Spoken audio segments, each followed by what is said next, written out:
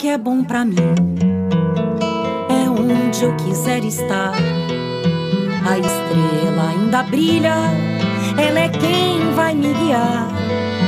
Ser guerreira é minha sina, batalhando pra vencer. Tenho voz pra ser ouvida, tenho sonhos pra viver. Não vão mais conseguir me anular, me calar. Ninguém vai me impedir de cantar e lutar. Seja em casa, no campo, na rua ou na praça. Chega de mordaça, agora eu vou falar. Porque eu sou mulher pra fazer acontecer. Eu sou uma delas, são elas por elas, ocupando os espaços de poder. Nesta sexta-feira, encerramos as discussões sobre visibilidade trans, falando sobre saúde da mulher trans. A representante da Associação Nacional de Travestis e Transsexuais, Chopeli Santos, e também sobre a importância das pessoas trans ocuparem espaços na política partidária, com a secretária nacional LGBTQIA+, do PT, Janaína Oliveira. Minha aula de hoje é para falar um pouquinho para vocês da história do movimento trans e da perspectiva da saúde. Então, a gente vai resgatar lá de 1992, quando o Dr. Adelaide Guerra, que era uma médica, ela criou o Programa Nacional de AIDS. E aí, quando ela criou o Programa Nacional de AIDS, ela começa a trabalhar a questão da epidemia da AIDS no Brasil. E aí, lá no Rio de Janeiro, ela identificou 5 mulheres trans e travestis, entre trans e travestis, que pudessem trabalhar a questão da saúde entre essas mulheres e a violência que elas sofriam. E aí, ela propôs, na época, a Giovana Cardoso, a Beatriz Senegal, a Elza Lobão, a Josi, que as meninas fizessem um evento que pudesse trabalhar e discutir a saúde das mulheres travestis na perspectiva da AIDS. E aí, na época, quem era a gestão do Rio era de Joaquim Francisco, era do Leonel Brizola, que conta a lenda que ao passar pela orla de Copacabana, ele viu as meninas se prostituindo. E aí, essas meninas, ele pediu para que ofertasse a elas cursos de inglês para melhor capacitar elas. Parece-me que na época o assessor dele foi contra, por dizer que eram travestis, mas ele bateu o pé e pediu. E aí, junto com o Dr. Adelaide Guerra e a gestão do Leonel Brizola, Giovana, Indianara, Elza Lobão, Beatriz Senegal, a Josi, resolveram fazer o primeiro encontro nacional de travestis e liberados. E aí foi um mega evento no Rio, que aconteceu no Hotel Glória, com 200 travestis, vindos de todo o Brasil, participação dos gays, participação de lésbicas, porque era de travestis e liberados, para discutir quais eram as prioridades das pessoas trans na perspectiva da saúde. Na ocasião, a madrinha foi a nossa querida Elvin Soares. E aí o evento começou a se repetir anualmente, E aí, durante anos, se discutiu como é que a gente podia trabalhar a questão do plano social, como é que a gente conseguiria trabalhar a questão da prevenção à AIDS, da sobrevivência dessas travestis, da empregabilidade dessas travestis. E aí, de 92 para 2004, a gente ficou fazendo as marchas, as primeiras marchas LGBTs que saíram no Rio foram puxadas pelas travestis. E aí, em 2004, o governo federal, através do Ministério da Saúde, resolve fazer uma campanha. Essa campanha se chamava Travesti Respeito. Essa campanha foi lançada em 29 de janeiro de 2004, e é quando a RENATA, que era a Rede Nacional de Pessoas Trans, criada lá no primeiro encontro, se transforma em ANTRA, a Associação Nacional de Travestis e Transsexuais. A partir daí, todo 29 de janeiro a gente comemora a nossa visibilidade trans. Dali é que vão surgindo as portarias do processo transexualizador, a discussão da inserção das mulheres trans no plano de feminização à AIDS. Ali, em 2004, é que vai se começando a discutir a questão do nome social se transformar em civil. Ali é que vai a ideia pioneira de mudar o cartão do SUS, de garantir que no cartão do SUS tenha um nome social, esteja o nome social, que foi uma campanha feita com a nossa querida e saudosa Fernanda Bevenuti, lá da Paraíba. Ali em 2004 é que vai se criar a portaria do primeiro processo transexualizador, onde dava direito às mulheres transexuais de se operar pelo SUS. E de 2004 a 2008, a gente teve a primeira Conferência Nacional LGBT, quando muda a conjuntura, né? Onde o governo Lula convoca essa conferência para 1.000 pessoas em Brasília, e essas 1.000 pessoas discutem e aprovam o tripé da cidadania LGBT. E esse tripé da cidadania LGBT, ele fica formado no seguinte sentido. Né? O conselho, a criação do conselho, a criação de uma coordenadoria e a criação de uma política LGBT, do Plano Nacional de Políticas LGBT.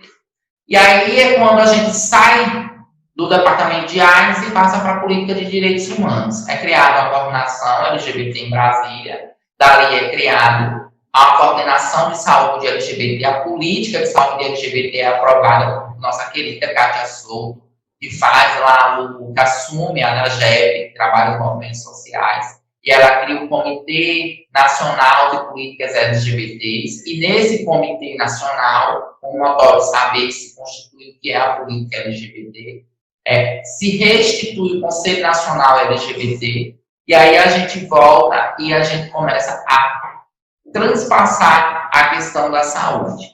E aí é quando a gente consegue essa revolução, né? O Supremo aprova a questão do nome social dos cartórios, qualquer trans pode ir no cartório e requerer o nome social. A portaria do Sul, do processo transexualizador, passa por uma nova reestruturação, que antes eram 4 hospitais de referência, a gente ganha mais 5, né? Se institui a criação dos ambulatórios LGBTs, ou dos ambulatórios trans em todo o Brasil para cuidar do processo transexualizador, que agora são raciais, traz as travestis e traz os homens trans para dentro no processo de reestruturação corporal deles. E aí a gente vem para aqui para Pernambuco. Pernambuco é o único estado que os ambulatórios não são trans, os ambulatórios são LGBTs. E ele cuida da saúde integral dessa população. E aí, nossos ambulatórios aqui recebem o nome de travestis que fizeram histórias, né? Destaque de Camaragibe, que é o ambulatório, que é um espaço próprio, um espaço único. E ele trabalha não só a saúde LGBT, como a família do LGBT. E o Patrícia Gomes, que é o nosso primeiro, que foi instituído aqui em Recife também, e traz uma perspectiva. Fora isso, a gente tem Jaboatão e outros municípios que estão em processo de criação. Pernambuco ele se destaca nisso porque é o único estado que realmente o ambulatório é completo, ele é para a pauta LGBT. Agora, os demais que existem no Brasil inteiro são voltados para a população trans. Um dos primeiros, ainda ali com a Kátia Souto, foi o da Paraíba. Tive a oportunidade de ir para a inauguração da Paraíba, que hoje recebe o nome de Fernanda, né? O ambulatório trans, o espaço trans lá do Clementino Chagas, fica lá no Hospital Clementino Chagas, na Paraíba, recebe o nome de Fernanda Bevenuti, muito merecido. E aí, ele foi o primeiro e dali se encadeou. Então, assim, hoje a gente tem a questão que equipara ao crime de racismo, né, a LGBTfobia. A gente tem um ambulatório de Camaragibe que é credenciado pelo Ministério da Saúde, é o único do Brasil que recebe recursos e subsídios do Ministério da Saúde para existir. Né? É muito bom ali com a Prefeitura de Camaragibe trabalhar essa coisa dos usuários LGBTs. Então, essa é um pouquinho do que foi a história. Né? Eu acho que o movimento LGBT ele tem esse diferencial dos demais movimentos, né? A gente começa na saúde com as políticas de AIDS, de combate à AIDS, de prevenção à AIDS, e a gente migra para a política de direitos humanos. Eu acho que o grande problema hoje e dificuldade hoje do nosso povo trans é a questão da empregabilidade.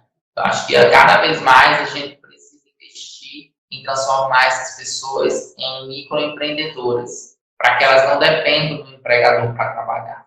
Porque, infelizmente, ainda existe uma dificuldade do empregador em compreender a necessidade e o gênero dessa pessoa trans.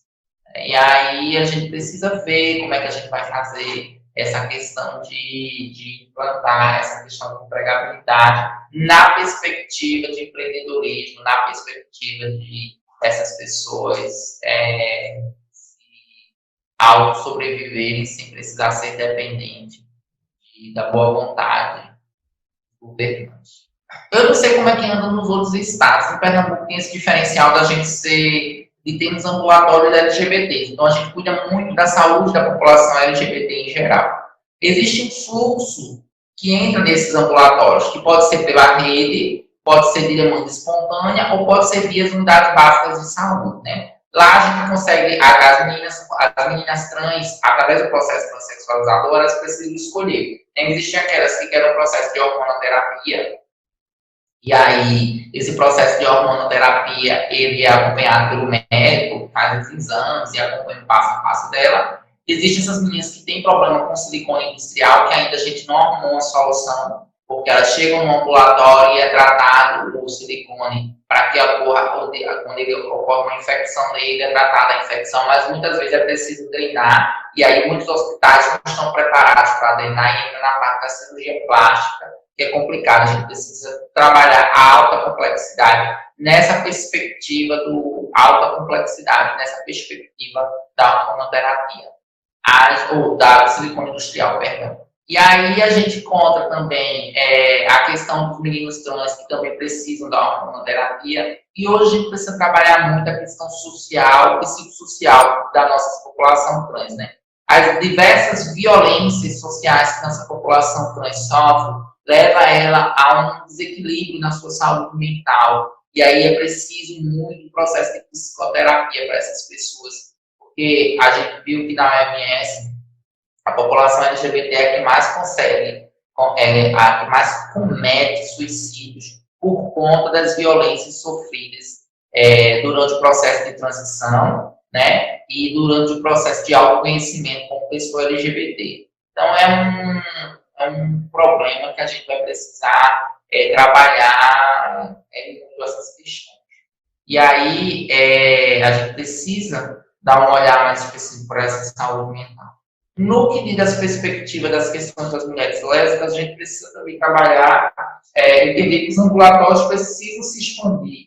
Tá? Quando o movimento LGBT nos procurou aqui para expandir um pouco os ambulatórios, deixarem de ser trans e passarem a ser LGBTs, de cara a gente aceitou, por entender várias problemáticas que existem entre as mulheres lésbicas e as mulheres e os homens gays, quando eles chegam numa unidade de saúde, não são trabalhados em sua identidade de gênero, não, desculpa, em suas orientações sexuais. Mas eu acho que tem esse negócio do silicone industrial, que a gente precisa trabalhar na alta complexidade. Eu acho que ainda tem um processo transexuador, essa dificuldade de implementação de prótese mamárias e mastectomia para os meninos trans e a prótese mamária para as mulheres trans. Eu acho que ainda existe um tabu para o Ministério pagar isso e uma compreensão dos médicos entender que existe essa necessidade, né? Porque existem alguns estados que os médicos só querem botar a prótese na mulher trans se ela for resignada. É importante as pessoas entenderem que para se reconhecer como mulher trans ou travesti, não é mais condicionada à cirurgia. A cirurgia é uma opção a mais para aquela menina que deseja a perfeição do seu corpo, deseja digamos assim,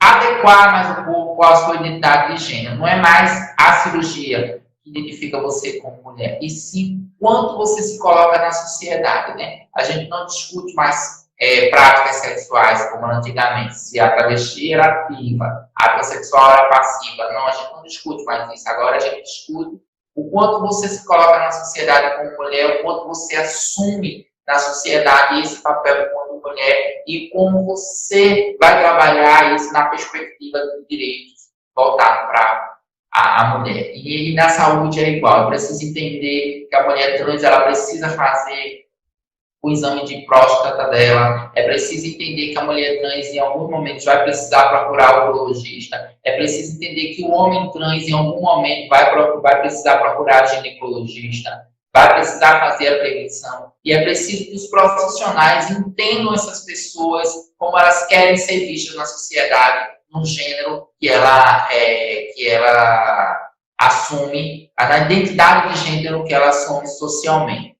Então, existe ainda essa dificuldade, mas eu acho que aulas como essas, eu acho que tem muita coisa na internet, eu acho que tem uma rede de profissionais que estão trabalhando nessa perspectiva e a gente caminha para um futuro legal dentro da saúde, dentro do SUS e dentro da perspectiva da ascensão das pessoas trans socialmente. Então, é só um pouquinho aí da evolução, a gente traz para vocês. É uma história rápida, a gente deixa aí uma mensagem para vocês pesquisarem a história da Giovana, quem foi a Beatriz Senegal, quem foi a Indianara, né, a Alza Lobão, a Indianara que faz um trabalho muito bom ali no Rio de Janeiro. A Giovana faz um trabalho maravilhoso no Brasil, através do FONATRANS, né, que é a Fórum Nacional de Negros e Negras Trans. Então, a gente precisa cooptar essas histórias e publicar para que as pessoas entendam que a política começa ali em 1992 com nós travestis sexuais que estávamos lá e trabalhando e guiando esse processo. É isso aí, gente, um pouquinho para vocês da expertise trans. Obrigada aí por vocês e a gente fica aí esperando vocês aproveitarem e curtirem um pouquinho disso. A secretária nacional LGBTQIA+, do PT, Janaína Oliveira, fala sobre a importância de as pessoas trans estarem na política, assumindo mandatos e fazendo parte dos espaços de poder. Quero dizer que a importância de você ter candidatas e candidatos e candidatas que sejam travestis ou transexuais ou intersexo é fundamental. Mas é importante a gente fazer um outro debate aprofundado sobre isso, né?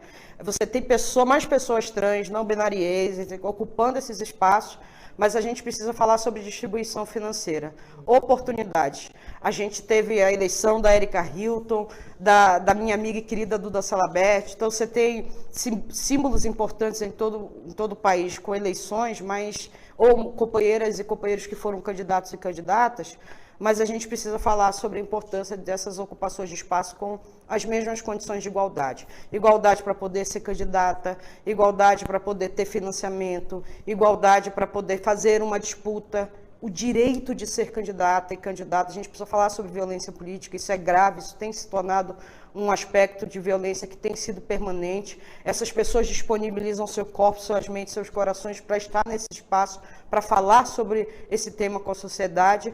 E a gente ainda tem essas companheiras e companheiras vítimas de vários tipos de violência, de ameaça. A ideia de que esses corpos e corpos possam ocupar esses espaços incomoda. Acho que é significativo, importante, simbólico, mas a gente precisa ampliar. A gente precisa ter mais candidaturas, a gente precisa ter mais pessoas trans, mais pessoas LGBTQIA+, ocupando os espaços legislativos com direito de exercer o seu papel enquanto parlamentar. Isso é fundamental. Eu não tenho dúvida que esse congresso será um congresso revolucionário, por ter essas duas companheiras. A gente não tem somente elas, não temos a companheira Jaque, nós temos a companheira Dandara, que também são LGBTQIA+. A gente também tem um conjunto de mandatos estaduais, aqui no próprio Distrito Federal, o companheiro Fábio Félix. Então, você tem um conjunto de pessoas que vêm ocupando esses espaços. Mas eu acho que as pessoas trans ainda precisam, e a gente precisa compreender isso, que não dá para caminhar sozinho ou sozinha. Elas e eles precisam e contam com o nosso apoio nessa caminhada. Eu quero deixar aqui muito bem demarcado que toda vez que eu falo sobre isso, sobre a importância de igualdade, a importância de oportunidade para estar nesses espaços disputando, O Partido dos Trabalhadores tem uma dinâmica interna que é importante, que é a contribuição financeira, né, um plus, como a gente chama aqui, entre as secretarias, a Secretaria de Mulheres e a Secretaria de Combate ao Racismo, vivem um processo que é aquilo que legalmente está previsto, né, que é a contribuição financeira, a cota para mulheres e população negra. Mas a Secretaria LGBT, de Juventude, Sindical, Cultura, Meio Ambiente, de outros grandes temas relevantes também podem contribuir. Então, a gente tem uma porcentagem que é destacada para que essas secretarias apontem suas candidaturas prioritárias e também possam contribuir financeiramente com essas candidaturas. Eu não vou dizer que não seja um momento importante. 2023 tem tanta simbologia, tem tanto momento importante, mas eu quero ter a oportunidade de chegar um dia e ver uma bancada ampla, né, desses mais de 300 deputados que a gente tem, 500 e poucos deputados que a gente tem, ter oportunidade dali de ter metade, que seja uma diversidade, não só étnico-racial, não só de gênero, mas também de identidade de gênero e orientação sexual. Eu quero dizer que já é uma importante vitória ter essas companheiras, mas é fundamental a gente debater algo que precisa ser aprofundado. Quando é que o sistema eleitoral realmente vai dar conta de mudar o retrato brasileiro, né? Não queremos só simbologia, a gente quer de fato ocupar esses espaços com ampla maioria de representatividade. Então eu espero que isso seja possível o mais breve possível, mas a gente tem que provocar que o sistema político eleitoral brasileiro ainda está muito aquém.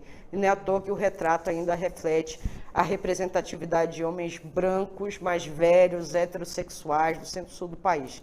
Eu quero ter um congresso que tenha um retrato da população indígena, da pessoa com deficiência, da pessoa, das mulheres, dos LGBTQIA+, dos negros, mas a simbologia de tê-las hoje não será uma tarefa fácil, a gente elegeu muito conservador também. Então, quero desejar muita força, sorte e dizer que a Secretaria está à disposição dessas companheiras para esse projeto político, não só em âmbito nacional, mas nos estados também, como a gente vem apoiando também em âmbito municipal. Contem conosco nessa caminhada, saibam que vocês não estão sozinhas, que a gente vai caminhar junto, mas uma hora nós vamos precisar debater o sistema eleitoral brasileiro e precisamos falar de reforma. Sem reforma não é possível as mudanças que a gente precisa nesse momento.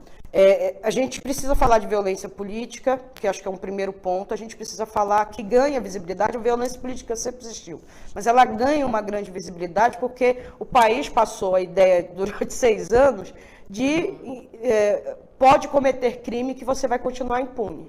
Então, naturalizar essa violência como se fosse algo natural, né? Você tem pessoas que são eleitas democraticamente, que representam a população brasileira, que vão ocupar esse espaço para falar em nome do povo, de todos, todas e todos, né? Daqueles que votaram e daqueles que não votaram também.